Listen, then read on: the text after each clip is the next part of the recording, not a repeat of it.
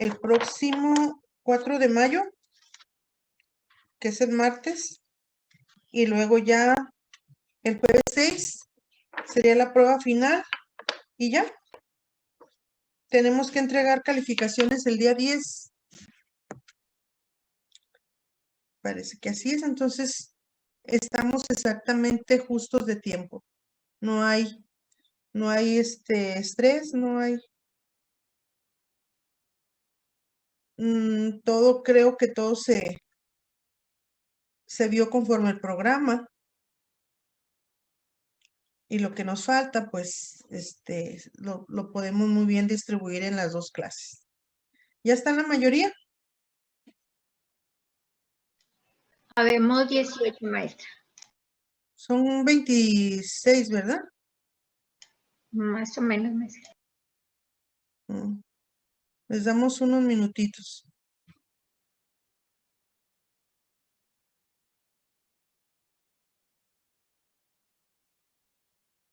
Unos minutitos para que...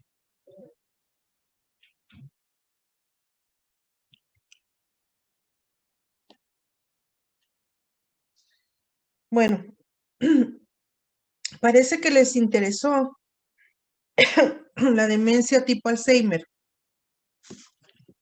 En una compañerita, compartió una información.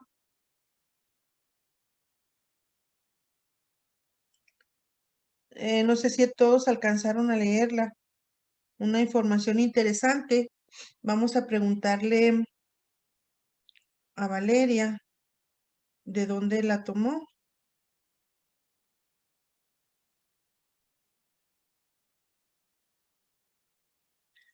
Es en relación a la demencia tipo Alzheimer. Más información. Valeria, ¿estás por ahí? ¿Ya?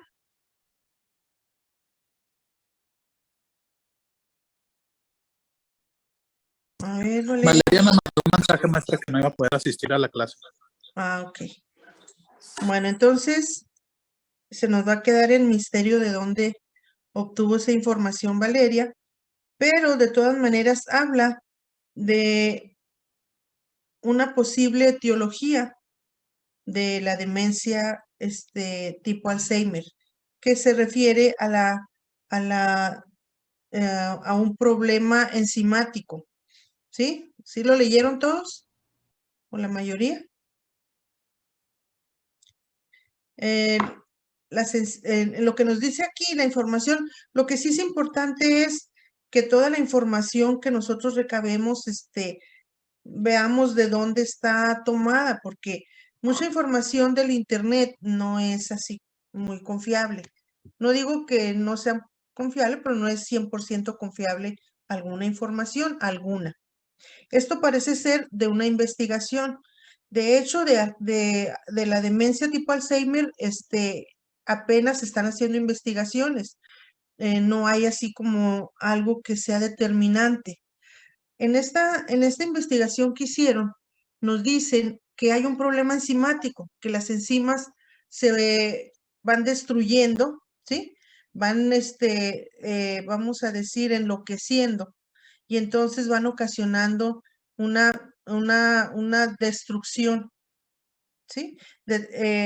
Fíjense bien, esto no se contrapone con lo que yo les he dicho, que la demencia y la demencia tipo Alzheimer es una destrucción progresiva de todas las áreas de la corteza. En algunas, en la demencia senil, pudiera ser su etiología o su causa, porque los vasos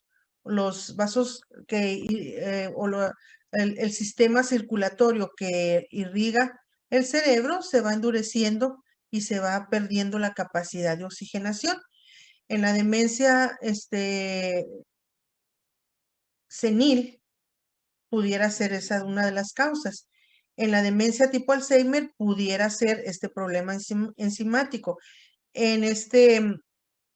También se puede deber los síndromes orgánicos cerebrales por algún tumor que esté destruyendo o obstruyendo algunas áreas de la corteza. Lo que sí quiero que quede muy claro es que en los síndromes orgánicos cerebrales, demencias y demencias tipo Alzheimer, hay destrucción, ¿sí?, de las áreas de la corteza. Y fíjense bien, probablemente ustedes piensen que me clavo mucho en repetir, pero sí me interesa mucho que quede claro. Les voy a leer una información que nos va a aclarar, creo yo, si hay algunas leves dudas, nos va a aclarar esto. Les dije en la clase pasada, que el delirio o delirium es una descompensación del sistema metabólico, ¿sí? Es una descompensación del metabolismo cerebral. Fíjense bien, cuando utilizamos las palabras, en psiquiatría se los dije desde un principio, tenemos que estar y ser muy cuidadosos en los conceptos. Cuando yo hablo de descompensación del metabolismo cerebral en el delirio o delirium, estoy hablando que no hay destrucción, no hay lesión cerebral en las áreas de la corteza. Simplemente el metabolismo cerebral se descompensa y se puede descompensar por fiebre, por alguna condición médica infecciosa, por infección en la garganta, por infección en los riñones, por un traumatismo, incluso por fracturas, ¿sí? Porque las fracturas ocasionan dolor que llega a descompensar el metabolismo cerebral. Las vías aferentes envían información de dolor insoportable y entonces descompensan el metabolismo cerebral, ¿sí? Y entonces, fíjense bien, voy a dictarles, si lo quieren copiar y si no, pues para que lo conserven en su memoria, qué es metabólico, ¿sí? Metabólico está relacionado con el metabolismo, que viene siendo el conjunto de todos los cambios químicos que ocurren en una célula o un organismo para producir la energía y los materiales básicos necesarios para importantes procesos vitales. Eso es lo que es metabólico, ¿sí?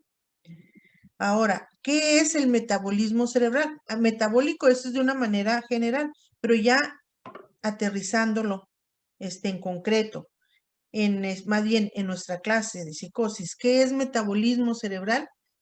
Metabolismo cerebral es el tejido cerebral es altamente dinámico en términos de actividad eléctrica y demanda de energía.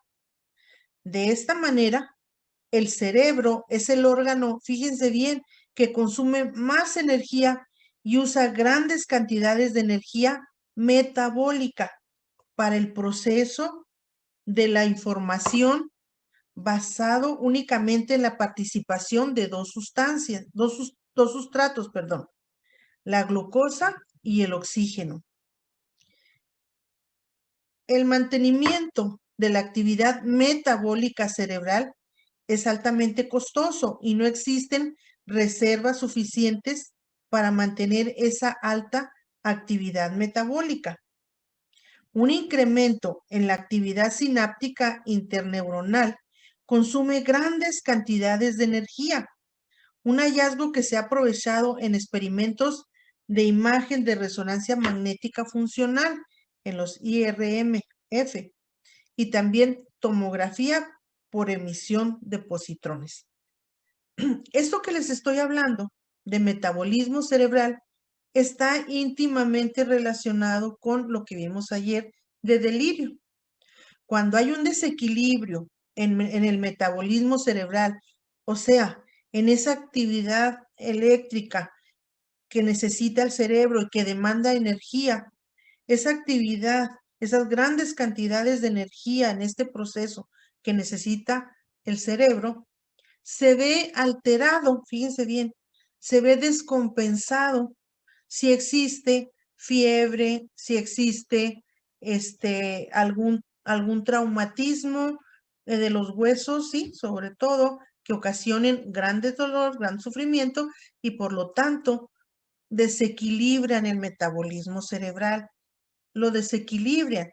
Por lo tanto, en el delirio, este desequilibrio del metabolismo cerebral, cuando tiene una condición médica como una infección, una enfermedad, al eliminarse la condición médica, ese desequilibrio metabólico se vuelve a su estado normal, se vuelve a equilibrar y la persona, ¿sí?, vuelve a tener sus funciones normales. Por eso se dice que es reversible.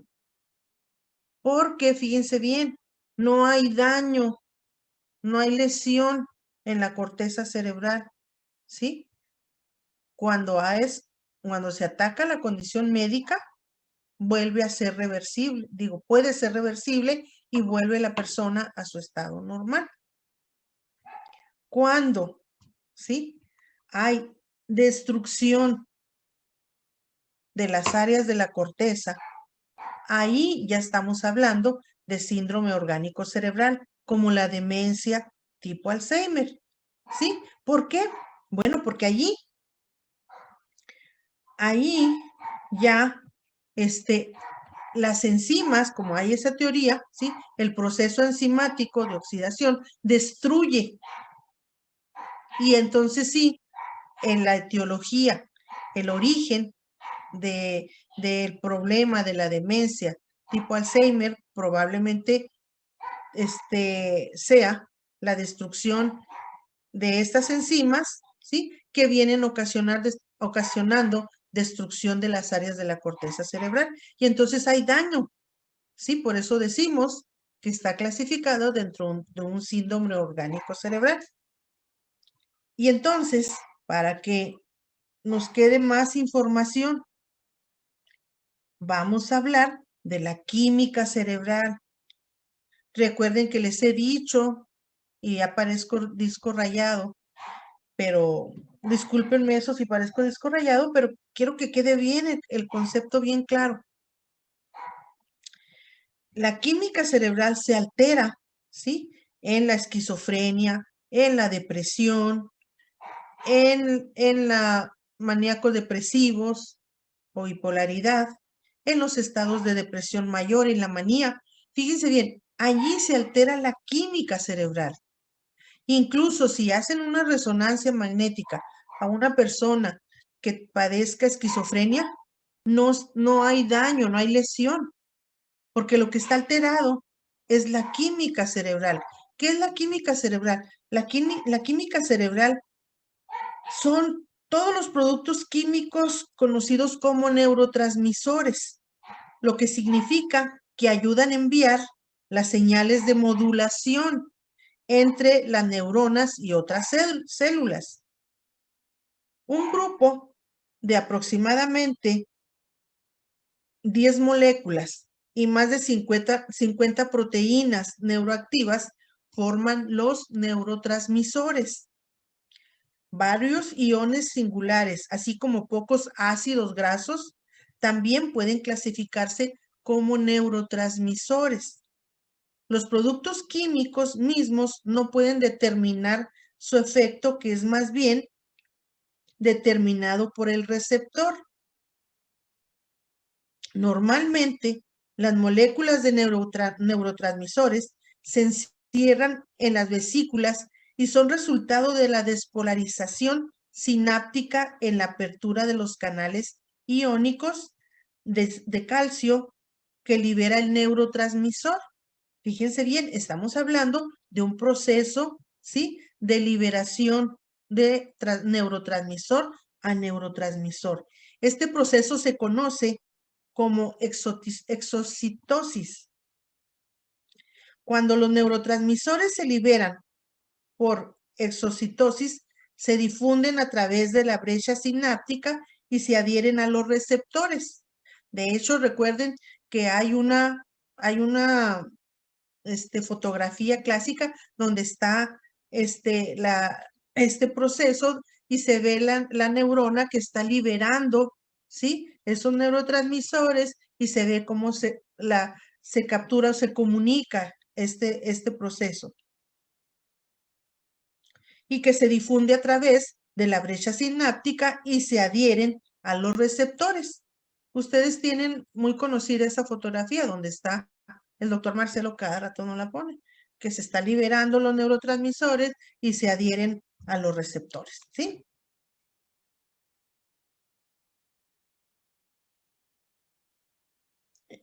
La recaptación es un proceso mediante el cual los neurotransmisores son separados de los receptores, lo que despeja el canal de la prestación de alguna neurona estimulada. Los fármacos neuroactivos que afectan el cerebro usan los mecanismos de eliminación para su beneficio. El sistema de la dopamina, el sistema de la noradrenalina y el sistema de la serotonina y el sistema colinérgico son los principales sistemas de neurotransmisores en el cerebro. Entonces, tenemos aquí, fíjense bien, todo este rollo que les dije, ¿sí? Esa es la química que se altera, la química cerebral que se altera en los trastornos, en la enfermedad, con el trastorno de esquizofrenia y en los que ya hemos visto como depresión, manía, paranoia y además también psicosis posparto, depresión mayor. Todo eso es un problema de química cerebral. Quiere decir que no hay esa armonía, vamos a decir, entre las señales de modulación de las neuronas, ¿sí? Una neurona con otra célula o con un receptor, no hay esa armonía, se rompe, ¿sí? Y entonces se da ese trastorno, ¿sí? La depresión simplemente también nos han dicho que es la defectuosa comunicación de neurotransmisores de la dopamina, de la noradrenalina, ¿sí? Por eso los fármacos son estabilizadores de este proceso. Y también por eso son difíciles, los fármacos son difíciles vamos a decir, de modular. Por eso se tienen que estar ajustando, ¿sí? Para que los fármacos puedan controlar o modular esta química cerebral, la puedan, vamos a decir, estabilizar. ¿Sí se fijan? Entonces, quiero que nos quede este concepto. En esquizofrenia, en todos los trastornos afectivos, lo que falla es la química cerebral, esa comunicación de los neurotransmisores, ¿sí? Entre receptor y transmisor, ¿sí? Entonces, ahí es lo que falla. En el delirio, ¿sí? Es una descompensación del metabolismo cerebral, ¿sí? Es una descompensación. Es igual cuando nos pasa una descompensación en nuestros fluidos, pues cuando nos deshidratamos, cuando perdemos líquido, cuando perdemos sangre, hay una descompensación metabólica porque perdemos esos líquidos, ¿sí? Entonces, el metabolismo cerebral está íntimamente relacionado con el delirio. Por eso, el metabolismo cerebral, cuando se vuelve a equilibrar, ¿sí? El delirio es reversible. Cuando, sí, en la demencia hay daño por lo que investigó ayer esta niña, en cuanto a que puede existir deterioro en las enzimas, pero fíjense bien, vamos a caer en esta conclusión. Demencias, por lo que sea, vasculares, tipo Alzheimer, senil, es un deterioro progresivo. Ahí sí hay daño, pérdida o deterioro de las áreas de la corteza cerebral. Y entonces allí ya no es reversible, ¿sí? Cuando se dañan, cuando se van dañando y principalmente de manera progresiva, ya no hay ahí retorno. Y lo más difícil de aceptar en estos casos es que no hay solución, no hay medicamentos. Los medicamentos detienen un poco, dan un poco de mejoría, pero no hay una resolución que nos pueda decir que puede haber que sea reversible, ¿sí? ¿Hay alguna pregunta hasta aquí?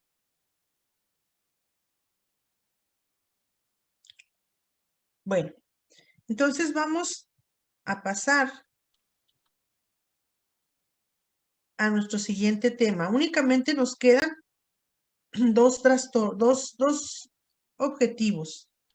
Maestra, perdón, ¿ha estado cambiando las diapositivas o no? Pues esta es la primera que voy a poner. Ah, ok, es que yo pensé que las había estado cambiando y que a mí solo me parecía la primera. Era mi duda, perdón. No. Primero quise que quedara cerrado la duda que pudiéramos tener en relación a las demencias, demencia tipo Alzheimer, demencia vascular, en las demencias que vimos la clase pasada. Si había quedado alguna duda, algún interés en cuanto a las demencias, quise yo hacer como un resumen. ¿Sí? Sí, no, está bien, maestra, gracias. Ahora ya vamos a pasar a trastornos psicóticos por el abuso de sustancias. También son síndromes orgánicos cerebrales. En algunos casos son reversibles porque no llegan a ocasionar daño neurológico, pero en los casos como la psicosis Korsakoff, el síndrome de Wernicke, ya se dañan áreas de la corteza y allí ya no son reversibles. Vamos a ver primero lo básico. Vamos a ver qué es abuso de sustancias por alcohol y drogas, ¿sí? Las sustancias que afectan la mente y el sistema nervioso son causa de 3 tipos de trastorno, ocasionan 3 tipos de trastorno. Podemos decir que hay intoxicación, abstinencia y lo que ahora se denomina trastorno por consumo de sustancias. Este último antes se llamaba dependencia y abuso de sustancias. Parece ser que ya en nuestros manuales nuevos, ya ese término ya está desactualizado, dependencia y abuso de sustancias. Hoy se conoce ya como trastorno por consumo de sustancias. Mientras ven esta diapositiva, voy a servirme un vaso de agua, ¿sí? Aguárdenme tantito.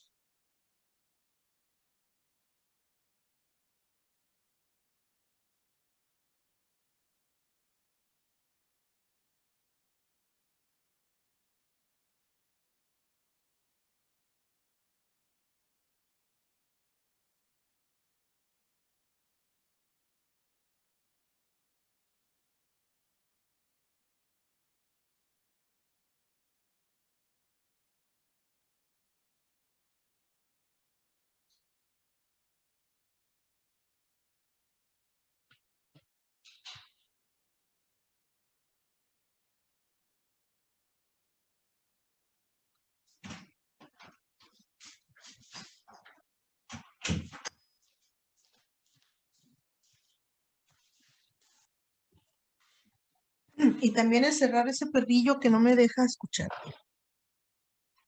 Bueno, Vamos a tener estas terminologías porque es importante que sepamos diferenciar, ¿sí? Para poder tener que no tengamos sentido este tipo de trastornos. Bueno, la dependencia en el uso de sustancias es el uso repetido de una droga, de algún medicamento o alguna sustancia química. En la dependencia ya hay una dependencia física, ¿sí? Pero también puede existir sin la dependencia física. La dependencia física indica un estado fisiológico alterado por la administración reiterada de una droga o medicamento, cuyo cese da lugar a un síndrome específico que se llama de abstinencia, ¿sí? Aquí ya es cuando, si se retira esa sustancia y si se retira de golpe, ¿sí? Empieza a presentarse una serie de trastornos, una serie de características de síntomas que afectan luego a las personas. Cuando hay abuso de sustancias, ¿sí? Este término se usa cuando cualquier droga o medicamento, generalmente por iniciativa propia, y de una manera se desvía de los patrones sociales o médicos aprobados. Este es abuso de sustancias. Cuando una persona dice, es que yo necesito este medicamento, aunque sea, por ejemplo, un jarabe para la tos, ¿sí? Pero si ya abusa de ese medicamento, ya esta persona tiene un problema que se llama abuso de sustancias.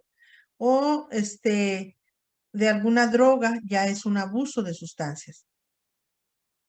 También hay uso incorrecto de las sustancias.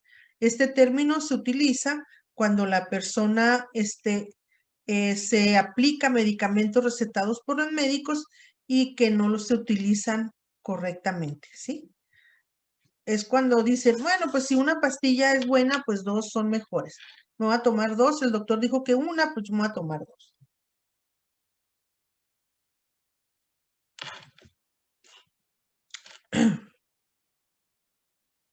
Ese sería el uso incorrecto de unas sustancias o medicamentos. También existe este término que se utiliza, el de adicción, cuando se usa repetidamente y conscientemente una sustancia, cuya privación va a ocasionar síntomas de malestar, más una necesidad irresistible de volver a utilizarla, que comporta además un deterioro físico y mental. Este término ya no se incluye en la nomenclatura oficial y ha sido sustituido por el de dependencia de sustancias, pero sigue siendo válido o valioso para el uso común.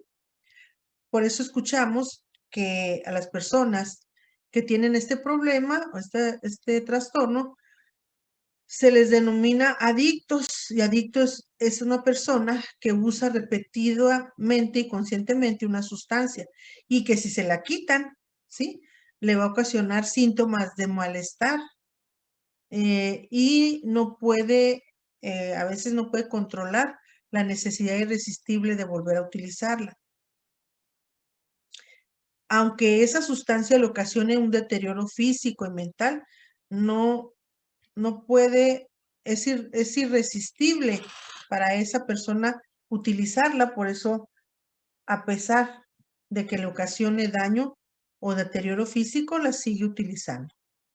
La intoxicación, el término de intoxicación. Este es un síndrome reversible causado por una sustancia concreta que afecta a una o más de las funciones mentales siguientes: la memoria, la orientación, estado de ánimo, juicio o actividad conductual, social o ocupacional.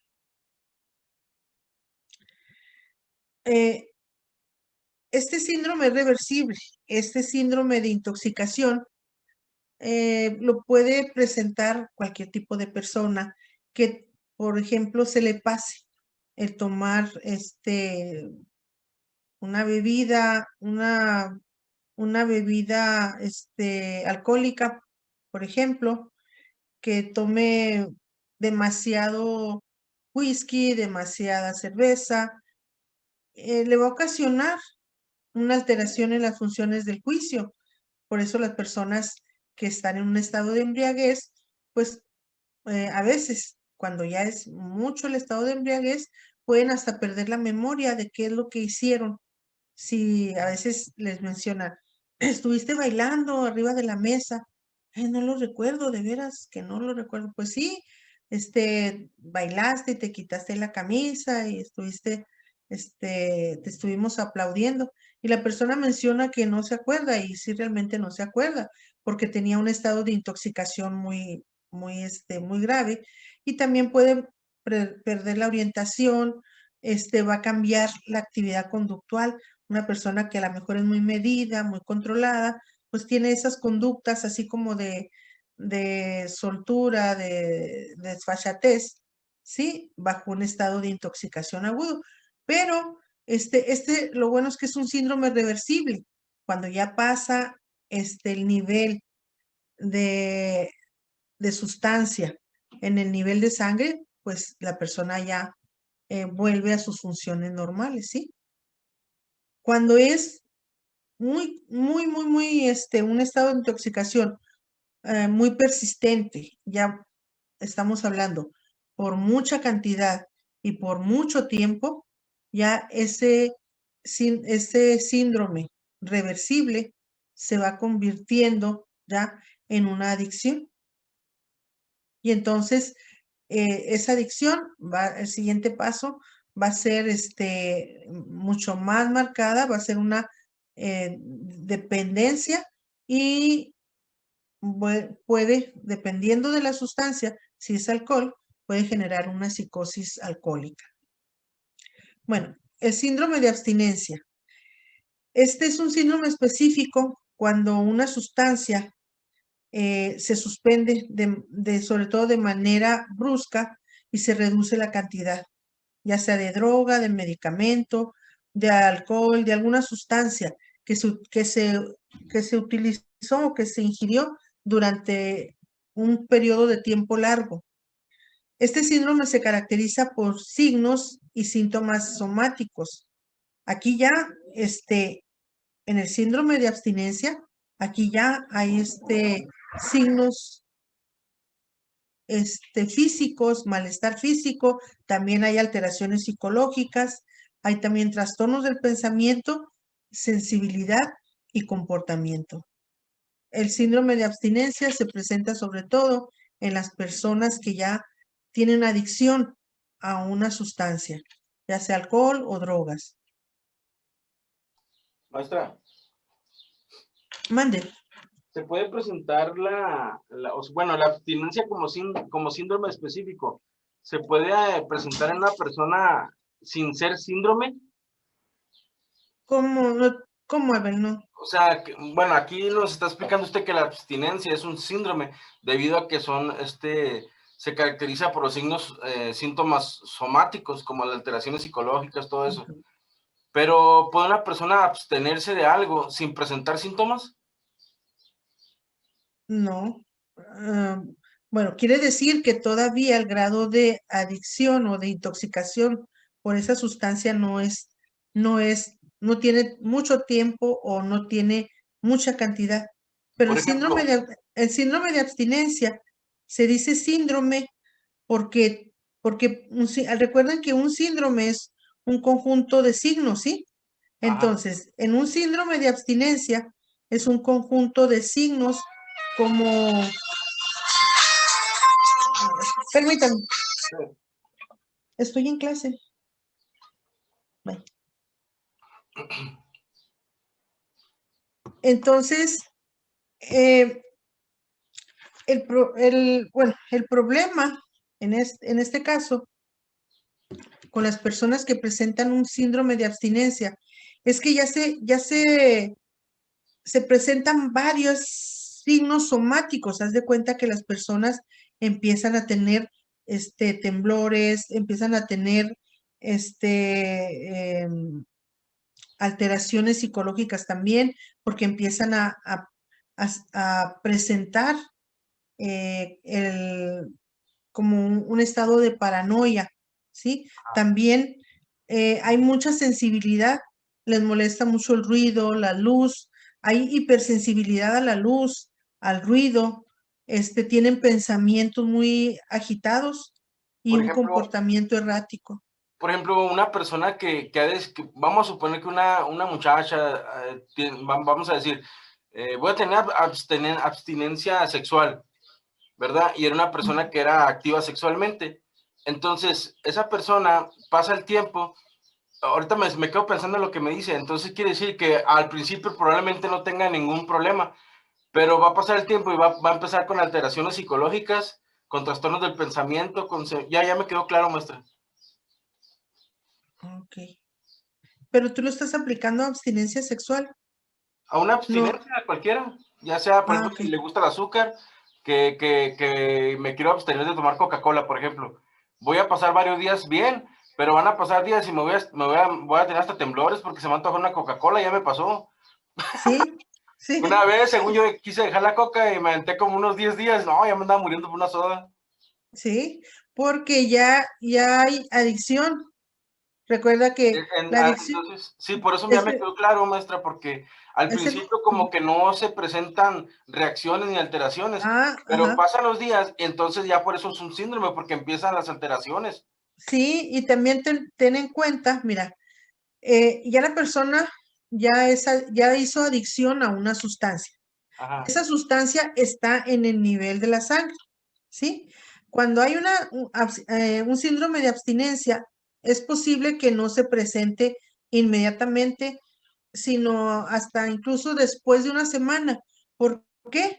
Bueno, porque todavía la sustancia anda en nivel sangre, ¿sí? sí, Se empieza a presentar el síndrome cuando ya esa sustancia ya no está en el nivel de la sangre, ¿sí? perfecto, maestra, qué Ajá. bárbara. Sí, ya no, haz de cuenta, ese residuo que tenía o esa sustancia que estaba en nivel de la sangre se fue eliminando, y cuando ya no tienes ninguna cantidad, vamos a decir, en el nivel de sangre, se empieza a presentar este síndrome de Ok, abstinencia, ok. y ahí se caracteriza porque empieza dolor de cabeza principalmente. También el síndrome de abstinencia, a ver, Ajá. también se nos presenta a los que somos muy cafeteros, Ay, no me diga a mí eso. que tomamos café así a diario, todo el año, todo el tiempo, y como 2, 3 tazas al día, y hay gente que toma hasta una jarra entera al día. Ya en la sangre ya hay niveles muy altos de cafeína. Entonces, a mí me tocó que en una ocasión me dijeron que tenía que dejar el café por, no sé, por una dieta, por lo que sea. Y lo suspendí 3 días. A los 3 días traía una jaqueca y un estado de mal humor, o sea, traía una alteración psicológica, porque Exacto. traía un estado de mal humor, estaba muy irritable y alterada, y además me dolía mucho la cabeza. ¿Por qué? Bueno, pues porque traía un síndrome de abstinencia a la cafeína. Ya no traía cafeína en mi sistema. Sí, me quedó muy claro, maestra, muy, muy, muy claro. Bueno, y la Porque no entendí. Coca-Cola, a ver, es cafeína, ¿eh? Sí, Así muchas es gracias, que, maestra. ándele. Maestra, por ejemplo, este, están diciendo que tuvieron síntomas, ¿verdad? A mí me pasó, pero yo tuve que dejar de fumar porque, me operaron. Entonces, de las 2 operaciones, tuve que dejar de fumar, pues 1 o 2 meses, no recuerdo. Pues en cuanto pude lo volví a hacer, ¿no? Pero en ese tiempo yo no sentía nada, o sea, no sé si sea porque me tenía que mentalizar a que si fumaba me podía hacer algo, me podía pasar algo o no podía cicatrizar bien mis heridas y no, o sea, no me sentía ni enojada, ni desesperada, ni temblorina, ni nada. Y yo empecé a fumar a los 20 años, ahorita ya tengo 31, entonces no sé si sea porque fue poquito tiempo o no sé. Mira, probablemente, tú ya tienes, tenemos que partir de que ya estamos en en un proceso de adicción. Si ya tienes tú mucho tiempo fumando, ¿sí? Ya tienes en tu sistema ya tienes mucha nicotina, mucha nicotina. Entonces, como no duraste mucho tiempo, no le diste chance a que ese nivel de nicotina, vamos a decir, como los tanques de gasolina, se llegara a lo mínimo, ¿sí? A estar vacío. Entonces, todavía a lo mejor tenías nicotina como para ir manteniendo allí tus niveles a un nivel aceptable, vamos, a un nivel que no perjudicara tu cicatrización, pero tampoco fue un nivel tan bajo que te ocasionó el síndrome. ¿Sí me expliqué? Sí, maestra, sí. O sea, más o menos ahí llevaste un nivel de nicotina que no te llegó a ocasionar síndrome de abstinencia porque tú traías a nivel sangre, ahí más o menos los niveles poquillo, y también como bajó, no te afectó en tu cicatrización. Ok, Maestra, perfecto. Gracias, maestra. también puede ser que la mente es muy poderosa y cuando nosotros le decimos, te va a hacer daño y no lo hagas, no. Entonces, por ejemplo, hay personas que sufren un paro cardíaco y les dicen, tienes que dejar esto y esto y esto. Y las personas nunca en su vida habían podido dejar ciertas cosas, más sin embargo, por el susto, por el miedo que le metieron de que le va a pasar, se va a morir o algo si sigue con eso, pues lo deja. Entonces, en el caso de ella, pienso yo que influyó mucho que le dijeran que no iba a cicatrizar y esto y lo otro, y le entró un cierto temor, y por eso le ayudó mucho a su mente a que dejara de fumar. ¿Puede ser, no? Sí, sí, pero también tenemos que tener en cuenta el aspecto fisiológico. La sustancia ahí estaba en el organismo, ¿sí? Cuando hay adicción, la sustancia ahí está, ¿sí? Y bueno, sí es cierto que vamos a decir que vamos a decir que la mente es muy poderosa, sí puede controlar eso, que no ocurra este síndrome de abstinencia tan gravemente, ¿verdad? Sí, claro que ayuda, pero no podemos negar de que sí está la sustancia ahí, a ver, porque al menos, mira, si tanto tú dejas de tomar Coca-Cola y yo dejo de tomar café, vamos a tener un síndrome de abstinencia aunque sea leve. A fuerza vamos a tener un temblorcillo en las manos, vamos a tener una jaqueca, vamos a eso, que nos tiemblen un poquito las manos, que nos duele la cabeza, es un síndrome de abstinencia. No muy grave, pero sí es un síndrome. Además, podemos ayudarlo diciendo, no, pues tengo que superarlo con control de las emociones, ¿verdad? Como tú dijiste, sí ayuda muchísimo, claro que sí. De hecho, a esta niña en su operación, todo su decisión y todo le ayudó a recuperarse más rápido. Pero sí, los síndromes de abstinencia no tienen que darse de manera tan drástica.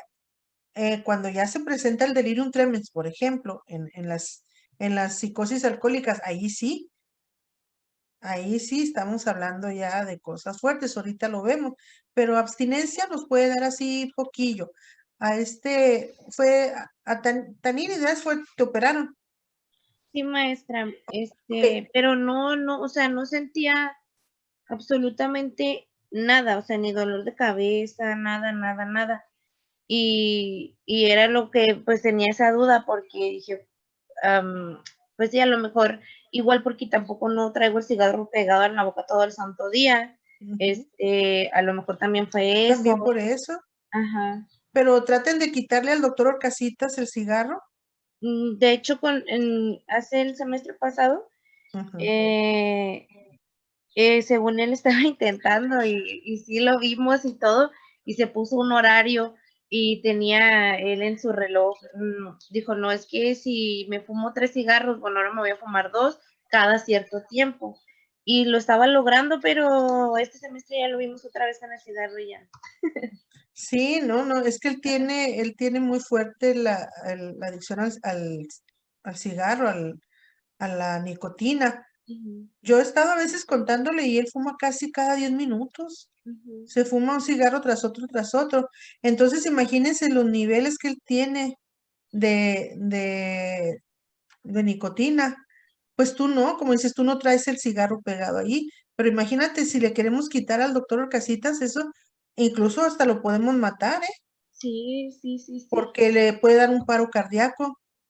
Si lo amarráramos y le quitáramos la oportunidad de fumar, sí lo pudiéramos matar, ¿eh? Sí, porque Porque sí se le le notaba vamos a, en el aparato. le vamos a ocasionar una descompensación física.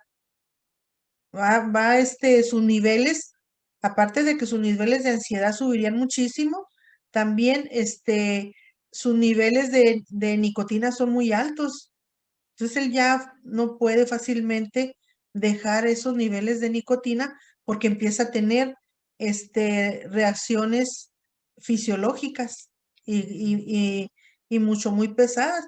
Tú, Tanir, porque no fumas mucho, pero él, así una persona fumadora, sí está muy difícil, ¿eh?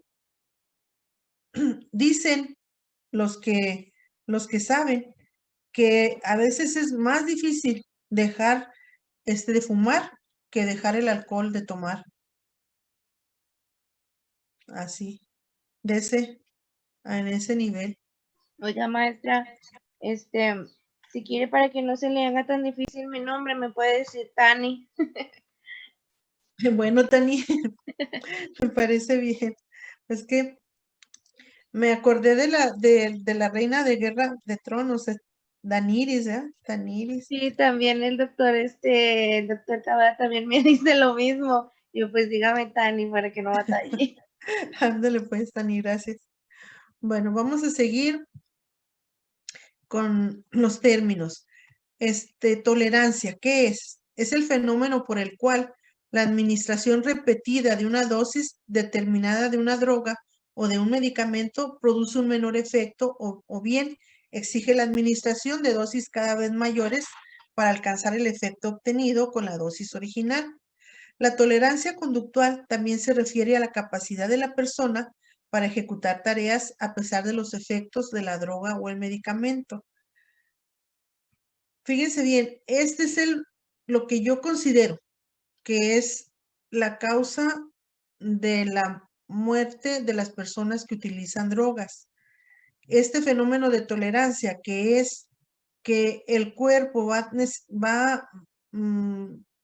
pues va teniendo este fenómeno de tolerancia que va a decir que le produce menos efecto ante una droga, ante una dosis, y entonces se exige la administración de dosis cada vez mayores. Entonces, las personas que son adictas a las drogas cada vez necesitan utilizar dosis mayores y mayores y mayores hasta que llega el momento en que ellos mismos se pasan de las dosis y es los que se ocasionan, pues, si no la muerte, casi la muerte por este síndrome de tolerancia, que también se puede dar en los medicamentos, ¿eh? Por eso algunos médicos, sobre todo cuando hay personas que utilizan medicamentos por largo tiempo, hacen ajustes en los medicamentos por este fenómeno de tolerancia. Maestra, maestra, Mande, Belén. perdón, ahí donde dice usted precisamente los medicamentos, yo he tomado un tipo de medicamento por más de 7 años y cuando se me llega a terminar, me duelen mucho los huesos. Entonces ya fui con la doctora y precisamente yo creo que mi tolerancia ya está aquí ya como que a punto porque precisamente no me lo quitó de un todo, sino que me hizo análisis primeramente y luego me está dando 3 veces a la semana la mitad de la dosis, como que para el cuerpo yo entiendo que se vaya ajustando, pero me dijo que es bien raro porque dice, si tienes 7 años tomándola, o sea, mínimo nos vayamos a llevar 4 para que tú dejes ese medicamento. Ah, caray. Entonces, sí. 4 años o 4 meses. No, maestra, 4 años, porque por un largo periodo me va a dar la mitad por 3 días. Y es domingo, martes y jueves tomo la mitad de la pastilla y todo lo demás entera. Y luego después me va a cambiar todo a la mitad, todos los días a la mitad de la dosis y posteriormente unos días sí y otros días no. Entonces, ahorita que usted me está explicando esto, o sea, como que ya trato de asimilar qué es lo que realmente le pasó a mi cuerpo con ese medicamento. Ujú. Está Sí. difícil. Entonces, ahí, Pero me da no, la malilla, así como luego dicen, sí, todo me duele. exacto. Precisamente los dolores de huesos, dolores musculares, es lo que mencionan precisamente la malilla. Por eso las personas que son adictas o que ya tienen mucha sustancia en el cuerpo, así como en tu caso, sí, no se pueden dejar de golpe, no se deben quitar, porque ocasiona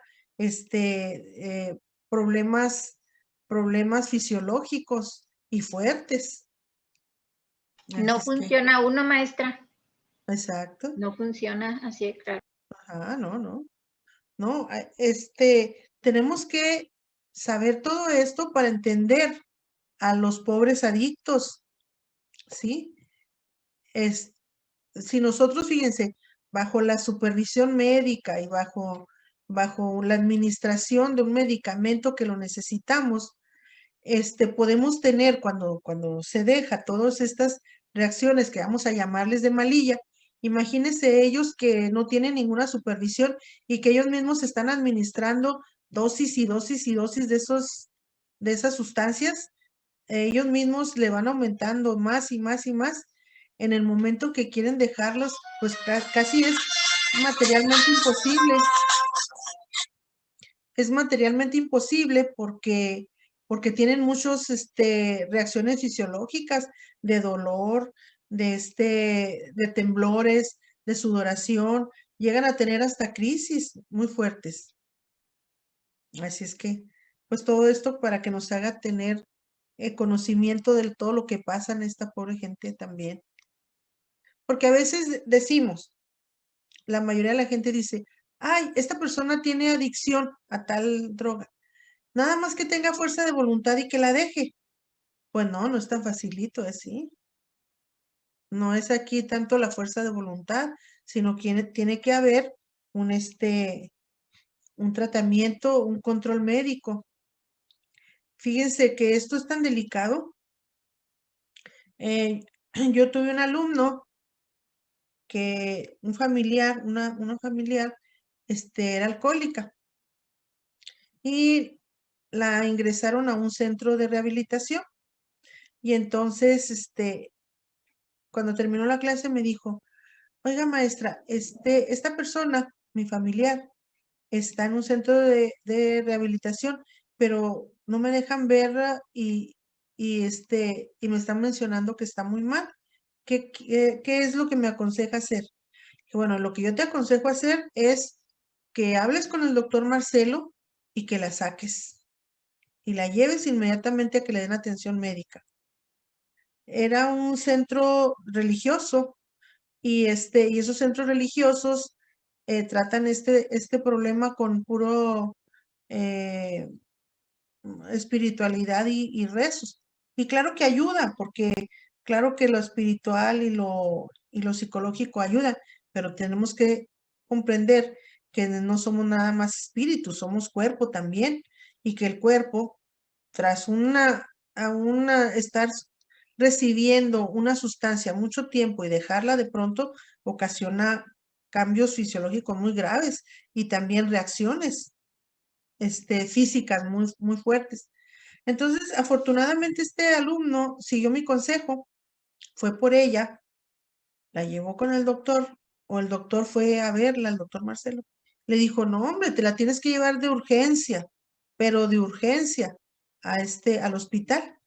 Y la llevaron al Seguro Social y la atendieron, ¿no? Y gracias a que el doctor Marcelo llegó allí y empezó él con su tratamiento de medicamentos, suero, hidratarla y todo eso, logró rescatarla, pero dijo el doctor que si se tardaba un día más, ya iba a entrar en coma. Entonces, fíjense bien, esto de las sustancias, de la adicción a las sustancias, es algo muy grave porque tiene correlatos físicos, fisiológicos y también psicológicos, no nada más físicos, ¿sí?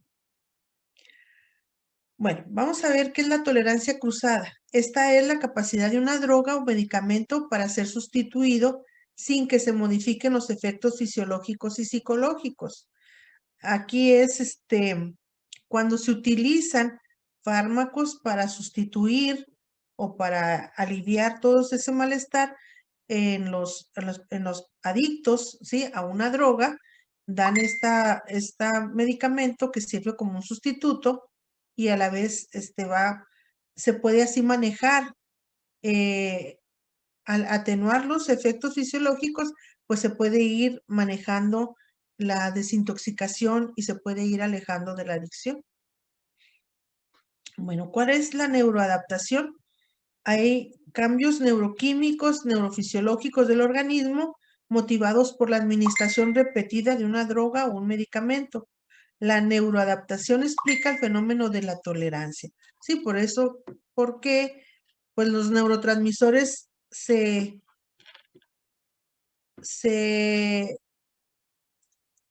vamos a decir, se adecúan, se adaptan a la sustancia y entonces esto explica que exista tolerancia.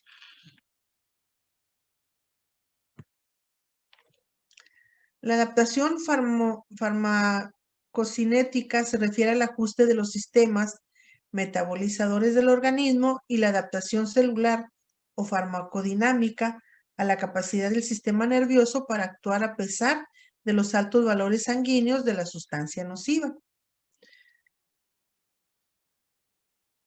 Por eso, aquí hay esta adaptación, ¿sí? Depende de sistema a sistema o de persona a persona.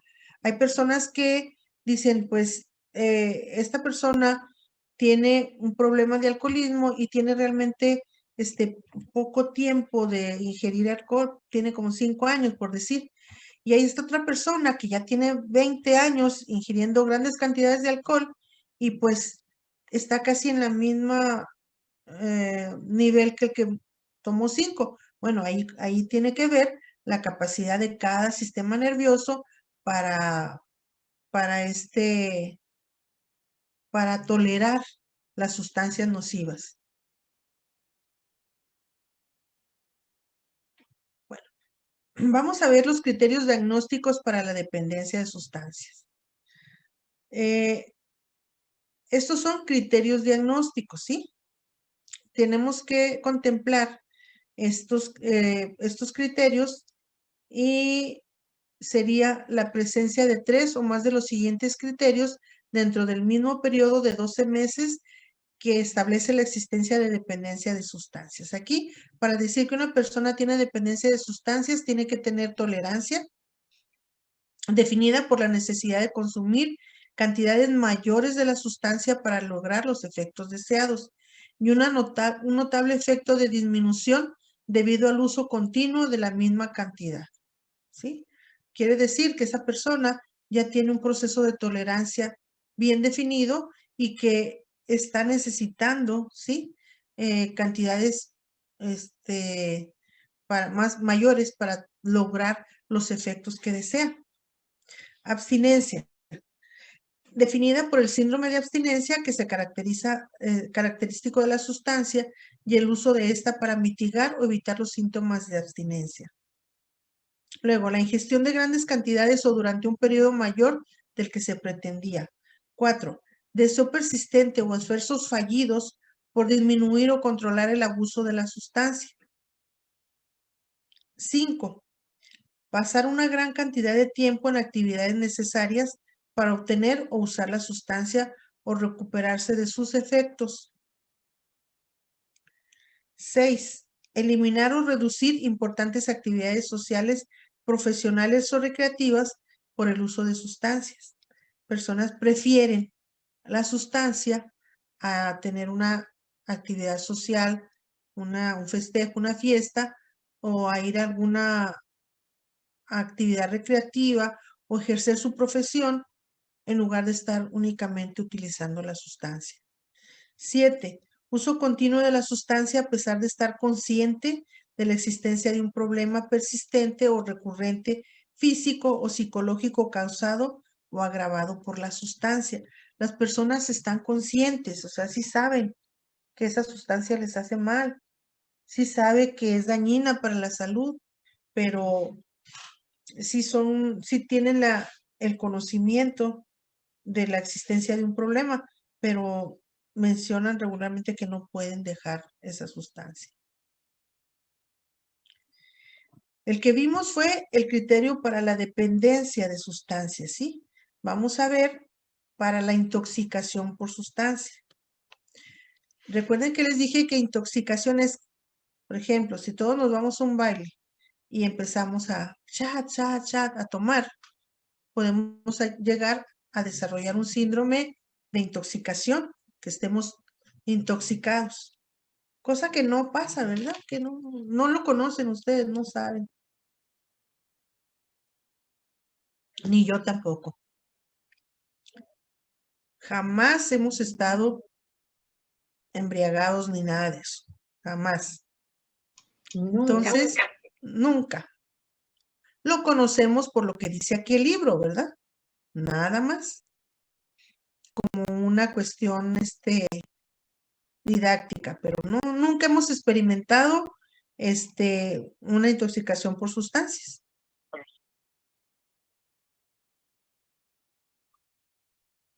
Ah, sí, ¿verdad? Dijo un amigo. Sí, una prima. Sí. Entonces, lo bueno de este síndrome es que es reversible. Cuando ya se elimina esa sustancia, la persona deja de tener todos los síntomas que se pueden presentar, como una conducta desadaptada. Pues mucha gente le da por bailar, o puede estar muy contenta, puede estar agresiva. Hay personas que bajo una sustancia son muy calmados y luego empiezan a pelear, o sea, ¿qué me ves? ¿Qué me ves? Empiezan a estar agresivos, pueden tener el juicio deteriorado y pueden tener una conducta desadaptada en ese momento, que afortunadamente pues es reversible. Se elimina las sustancias y se elimina ese estado de intoxicación. Este estado de intoxicación no se produce por algún problema médico y tampoco es ocasionado por algún trastorno médico. No es porque digan, ay, no, es que se tomó la sustancia esta, se tomó este cóctel, se tomó una cerveza, y esto le ocasionó una complicación médica. No.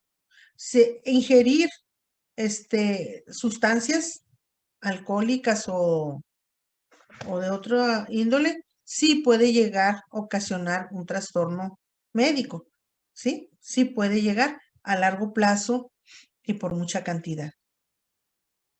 Hay muchos trastornos médicos, cirrosis hepática, se pueden dañar los riñones, se pueden dañar el hígado, se puede dañar las arterias, ¿sí?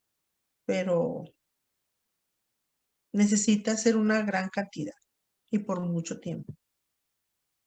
Bueno, en los criterios diagnósticos para el abuso de sustancia, que no es lo mismo intoxicación, ¿sí? Recuerden eso. Tiene que ser 3 o más de los siguientes criterios dentro del mismo periodo de 12 meses y debe estar configurado la existencia de abuso de sustancias. Con criterio número 1, uso recurrente de sustancias que impida el cumplimiento de obligaciones importantes, por ejemplo, ir al trabajo, ir a la escuela, ir al hogar. Aquí ya es abuso de sustancias porque ya está impidiendo que la persona sea productiva y creativa, ¿eh?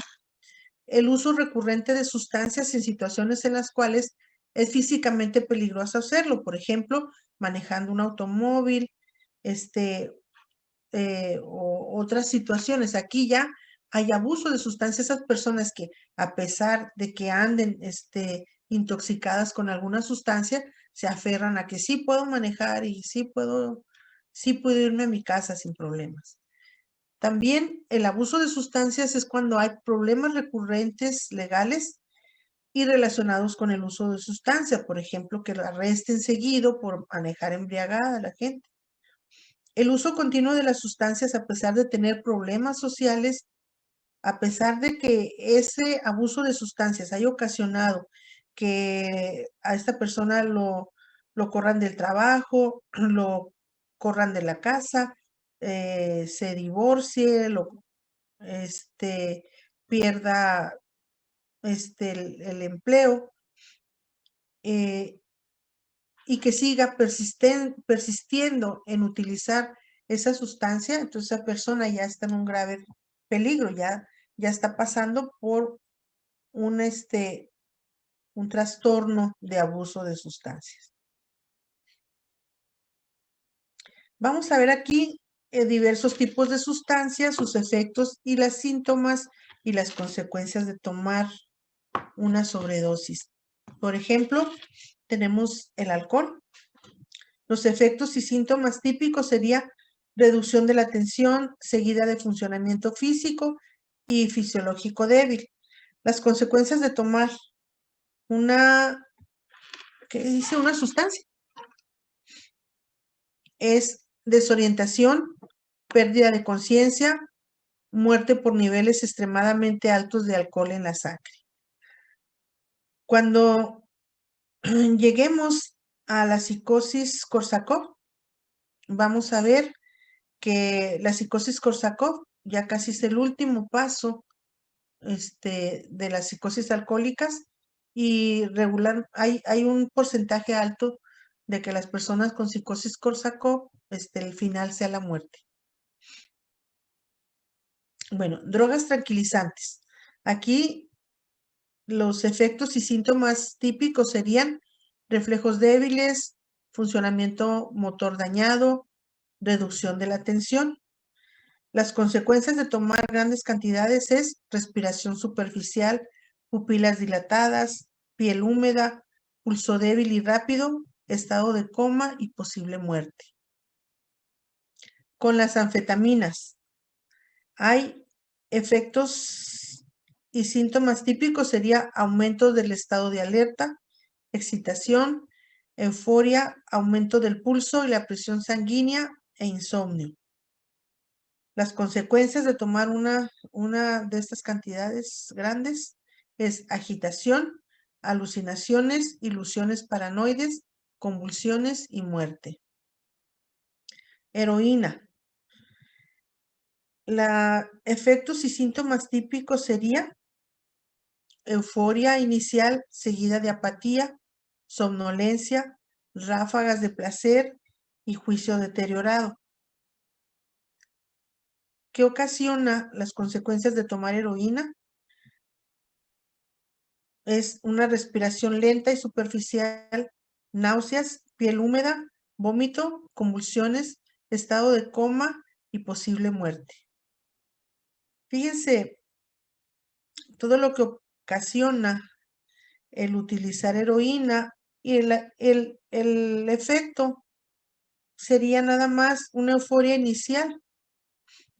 O sea, el precio que se paga por ese estado de euforia, creo yo que es muy grave, muy grande para un pequeño estado inicial de euforia. Con el LSD, el ácido lisérgico, el efecto y síntomas típicos serían ilusiones, alucinaciones, distorsiones en la percepción del tiempo, pérdida de contacto con la realidad y palpitaciones. Esos son los efectos que da el LSD. Y el pago que se tendría que dar, o la consecuencia de tomar una sustancia de esta por largo tiempo, es una reacción psicótica. Como dicen los adictos, quedarse arriba, quedarse psicótico. La marihuana, la reacción, efecto típico sería euforia, reducción de las inhibiciones, incremento del apetito, posible desorientación y boca seca. Las consecuencias de tomar esto es fatiga y posible psicosis. Me decía Me decía un alumno, oiga maestra, pero hay investigaciones que dicen que la marihuana es inofensiva. Sí, le digo, pero hay investigaciones que dicen que personas que tienen una predisposición a la esquizofrenia, la marihuana sirve como un detonante y ya te lleva a la esquizofrenia y ya no te puedes regresar. No puedes saber, un porcentaje muy alto, no puedes saber si hay esa predisposición genética a la esquizofrenia o algún otro trastorno mental, ¿sí? Posiblemente, si no utiliza una persona marihuana o ningún tipo de drogas, siempre se pudiera mantener así, al límite, pero utilizando la marihuana o alguna droga, sí, ese límite se pierde y la lleva al trastorno mental. Entonces, como que es jugarse en un volado, ¿sí? La salud mental. Puede pasar, puede no pasar, pero hay indicadores y estudios de que sí pasa.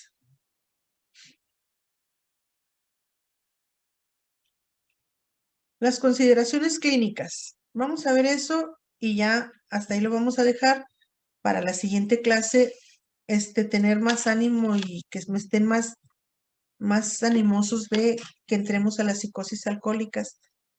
¿Sí? Entonces, vamos a ver las consideraciones clínicas que nos dice que los pacientes de abuso de sustancias casi siempre tienden a subestimar la cantidad utilizada de la sustancia.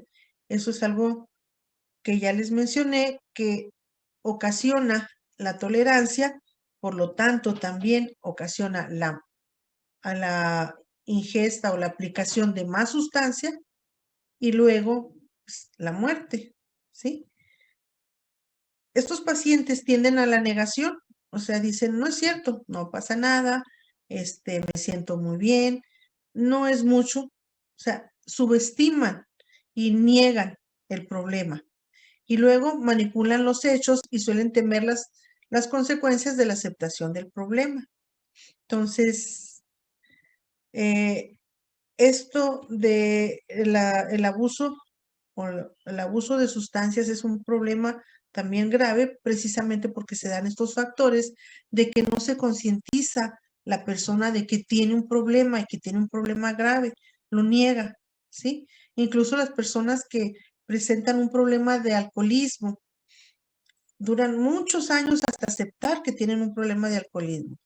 Hasta que aceptan que tienen un problema de alcoholismo y buscan ayuda, es cuando empiezan en la recuperación, igual los adictos o los que tienen o los que utilizan el abuso de sustancias, niegan el problema, dicen, no es cierto, no pasa nada, no tengo nada, son cosas de la gente, etcétera. Entonces, el problema se agrava por ese estado de negación y por el síndrome de tolerancia. Con los pacientes, dado que no tienen ese concepto de problema o de trastorno, ¿sí? No son confiables porque si uno les dice, ¿utiliza una droga?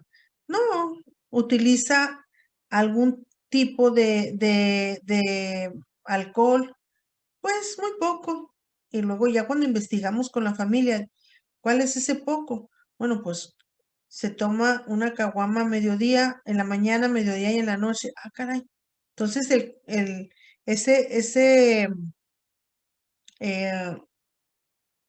ese mecanismo de negación es casi muy difícil recabar información de los pacientes. Por eso es importante irnos a las otras fuentes, como conocidos, familiares, etc. Para la próxima clase vamos a entrar a las psicosis alcohólicas. Aquí ya vamos a hablar de lesión, ¿sí? Ya vamos a hablar de neoplastía cerebral ocasionada por el uso abundante y por muchos años y por mucho tiempo de alcohol. Y también vamos a hablar de delirium tremens y de alucinosis aguda. Algunos teóricos, fíjense bien, algunos manuales de psiquiatría presentan psicosis Korsakoff y alucinosis aguda, alucinosis alcohólica aguda. Aquí nos faltó poner alucinosis alcohólica aguda. Y algunos otros manuales de psiquiatría lo mencionan como que Korsakoff y alucinosis alcohólica aguda es lo mismo. Y algunos lo mencionan separado. Pero ya aquí sería cuestión de el manual que consultemos. También en algunos manuales de psiquiatría nos mencionan que psicosis Korsakoff y síndrome de Wernicke son diferentes síndromes. Y otros manuales de psiquiatría nos dicen que si síndrome de Wernicke es la primera fase de síndrome de psicosis Korsakoff, que son dos fases de un mismo trastorno, pero todo depende del manual que nosotros veamos, del tratado de psiquiatría que nosotros veamos. Entonces, ¿hay preguntas hasta aquí?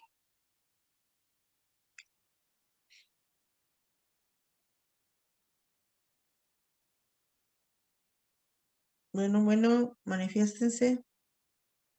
No, maestra. No, maestra, todo bien. Yo creo que ya, que no, maestra. Entonces, en la próxima clase, probablemente, bueno, de seguro el viernes no puedo estar con ustedes. Y si tengo chance el jueves, me conecto, pero no les garantizo. Sí, de igual manera no se estresen. Nos queda una sola clase, material para una clase, y luego ya seguida sería el examen final y ya. Si tienen algún tema, algún trastorno que veamos, que quieran que volvamos a ver o que lo veamos más concienzudamente, díganmelo y investigo. Nora es testigo de que tengo material hasta para un año.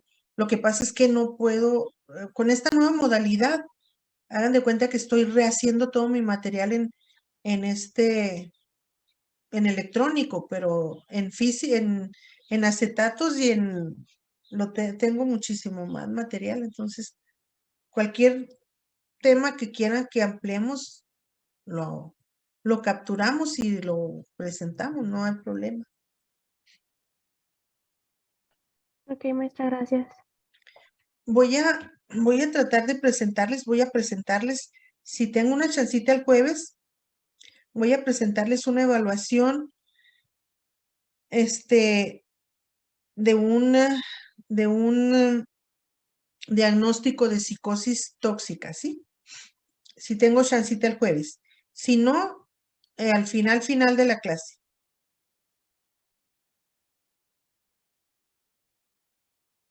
¿Preguntas?